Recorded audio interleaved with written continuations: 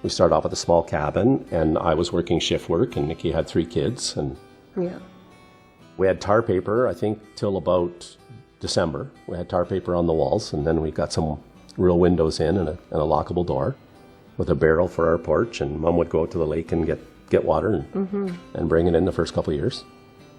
The land around the small cabin has been cleared and now holds a house, a log cabin, a barn, and a 3-story shop with offices that house the family business. The family moved to Sipawi in 1984, when Carl was working with Ontario Hydro as a second-class stationary engineer. It wasn't until a few years later a chance encounter prompted them to get into the prospecting business. I think we were having a hot dog roast down at the fire, and stakers came through our yard and was staking our property. And it kind of pushed us to get into it and figure out how to get our mining claims for ourselves. The family has staked its own claims in Ontario from Kenora in the west to Geraldton in the east.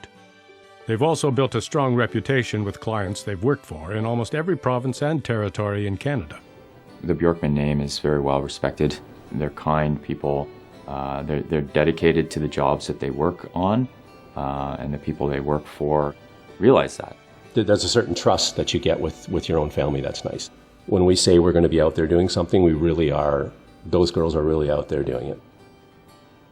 We didn't direct them after high school. It was up to them what they wanted to pursue, and they went for it.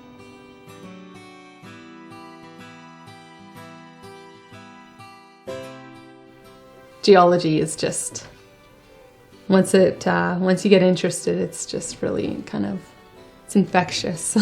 Gold fever. We have a hammer, and we'll check as much outcrop as we can. So you have to break the rock, and if it looks good, then you take a sample. All right, Jess. Fracture. Yeah. Stuff at the top, thanks. We're out blazing trees and kind of surveying a rough line through the bush. We're actually using axes, so very primitive.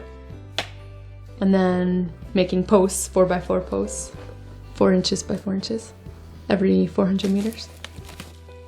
The family is adventurous, surviving everything from axe cuts to bear attacks and accidents, like when Ruth slipped on some ice into an old mine in Norway. As soon as there was no sunlight, it was completely black and the ice was really slippery. So I slammed into this pillar and sliced my knee open. So I went to our neighbors and asked for a needle and thread, but all they had was leather needles. So it was not the nicest stitching. These ladies are professionals, let me tell you, gold hunters, and just a really great work ethic, just a real positive influence in the camp and among the crew, willing to work hard, and get the job done.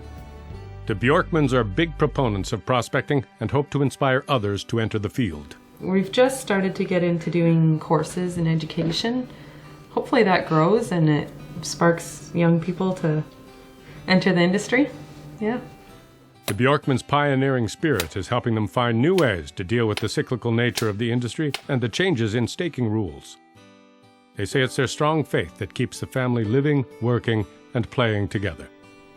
We don't necessarily believe we're going to get rich. And we've had great times, and we've been richer, and we've been poorer. But what we just have faith in is that we're going to get by. And that's enough. And if we can have that, we've got to be happy.